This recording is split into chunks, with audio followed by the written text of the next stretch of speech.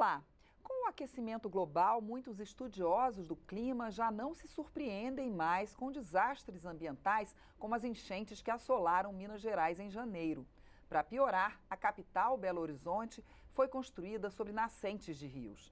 Eu converso hoje sobre as causas e consequências das enchentes com o deputado Rodrigo de Castro, do PSDB de Minas. Olá, deputado, como vai? É um prazer, Mariana, falar com você, com toda a assistência aí da Rádio Câmara, da TV Câmara. Tá ótimo. Deputado, já em 2012, num artigo que o senhor escreveu, o senhor já falava dessa questão do clima, de como essas mudanças climáticas que estão acontecendo no mundo já estavam mexendo com, inclusive, com a questão de enchentes, né?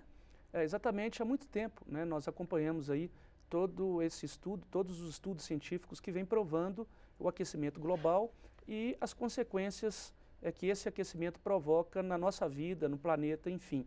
E nós, né, como representantes de Minas Gerais, há muito tempo nós falamos e chamamos a atenção para a necessidade de um cuidado muito maior com essas consequências, com esses problemas que vêm do aquecimento global. E o que nós temos visto ultimamente são cada vez mais fenômenos mais fortes, como essas enchentes que arrasaram Minas Gerais agora em janeiro, e que, infelizmente, né, o que tudo indica que esses fenômenos eles serão cada vez mais fortes e cada vez vêm com mais frequência. Então é um desafio muito grande para todo o poder público estar preparado para enfrentar e para se antecipar a esses problemas. Belo Horizonte ter sido construída sobre nascentes de rios.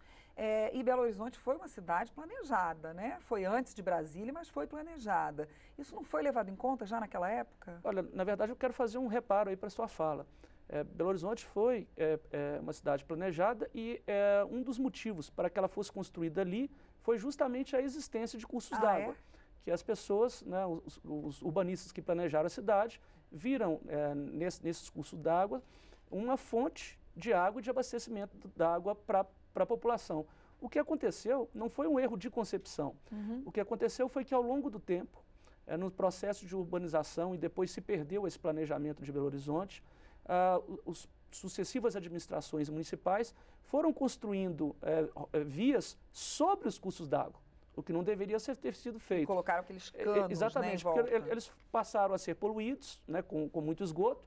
Para resolver o problema do esgoto, em vez de limpar, resolveram que fazendo uma laje ali e construindo avenidas sobre esses cursos, resolveria o problema.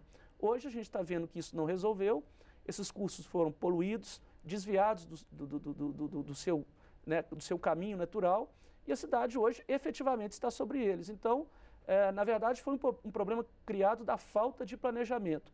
E é de difícil solução, a verdade é essa, mas tem que se buscar as soluções. Por quê? Porque hoje em dia ali já é uma área totalmente urbanizada. Sobre córregos d'água nós temos prédios, vias, então isso dificulta ainda mais a elaboração de um sistema contra as enchentes.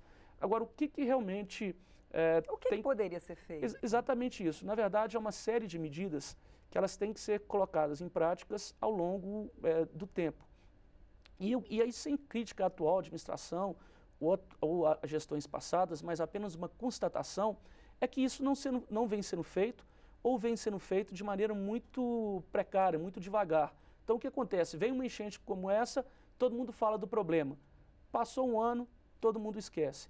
Então, por exemplo, infelizmente, na administração municipal, que tem feito até um esforço para fazer frente a essa, mas ela acabou com um grupo de mobilização contra desastres que existia na própria prefeitura. Então, por parte do governo federal, a gente tem visto aí uma defesa civil com técnicos competentes. Nós temos hoje o Coronel Lucas, que é uma pessoa muito preparada para isso, mas ao longo dos últimos 11 anos, o orçamento para a defesa civil no Brasil, ele cada vez mais vem diminuindo. Ou seja, por um lado, a gente tem um aumento desses eventos extremos e, por outro, menos recursos para fazer frente a eles. É claro que essa equação não fecha e o resultado disso é que nós teremos cada vez mais um poder público com menos capacidade de fazer frente a esses terríveis acontecimentos. De qualquer jeito, a Defesa Civil também cuida do depois, né? Quer dizer, ainda não se estaria atuando nas causas, ou se estaria? Não, ela tem recursos, ela tem rubricas para poder atuar de maneira preventiva, na prevenção de desastres. Retirar casas, por exemplo? Retirar casas, aumentar a captação de água, nós colocamos ali estruturas físicas para que a água vai escoando aos poucos, né, para represar água em determinados pontos. Isso tudo pode ser feito. Mas hoje a verba para isso é praticamente nula. Ela existe lá, aquele programa, está lá bonitinho na Defesa Civil. Uns 800 mil. Veio agora, depois da pressão nossa, o governo colocou um dinheiro, mas absolutamente insuficiente. Como se fala em 900 milhões. Só em Belo Horizonte, para você ter uma ideia, em Minas Gerais são mais de 150 municípios em estado de emergência. Só Belo Horizonte, o prefeito falou que são 400 bilhões. Imagina as outras cidades. A conta não fecha. Nós temos aí Rio de Janeiro, nós temos Espírito Santo. Então, nesse momento, nós precisamos de mais recursos para fazer frente a esses acontecimentos. A gente sabe que os estados hoje estão em situação falimentar. Infelizmente, Minas, isso é uma realidade. Então, tem que haver aí um apoio maior às administrações municipais. E, a partir desse evento, né, nós tínhamos que ter agora um marco zero e realmente todo um programa voltado para as ações preventivas. Nós temos que ter, por exemplo, a habitação popular. Nós tínhamos um dinheiro já garantido no Ministério, no final do governo Temer, no Ministério, no antigo Ministério das Cidades, para moradias, para a construção de moradias em situações de área de risco. Esse programa foi congelado, só agora que o governo anunciou, quer dizer, ficou 1 ano e meio parado isso, 1 ano e 2 meses parado praticamente.